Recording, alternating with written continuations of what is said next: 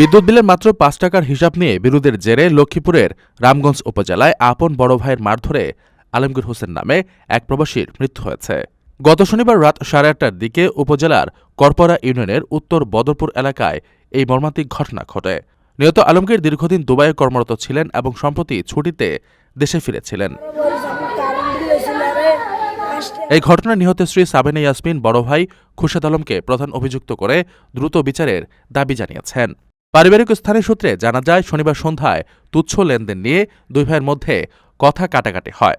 পরে স্থানীয় একটি চায়ের দোকানে গেলে খুরশেদ আলম ও তার সহযোগীরা আলমগীরকে এলোপাতাড়ি কিল ঘুষি ও লাঠি দিয়ে বেধড়ক মারধর করেন।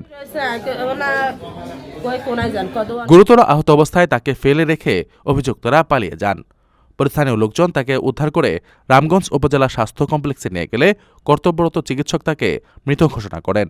এ ঘটনায় নিহত স্ত্রী ও শ্বশুর আবু সাইদ সহ স্বজনদের আহাজারিতে এলাকায় শোকের ছায়া নেমে এসেছে।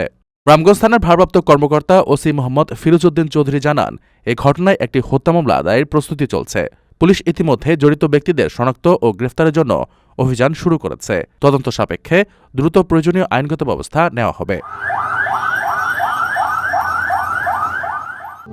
প্রবাসীদের জন্য নির্মাণ হচ্ছে দেশের প্রথম স্মার্ট সিটি, যেখানে থাকছে স্কুল, মসজিদ, হাসপাতাল, সুইমিং পুল, হেলিপ্যাড, পাঠাগার, জিম, সুপারমার্কেট, শিশু পার্ক সহ সকল নাগরিক সুবিধা।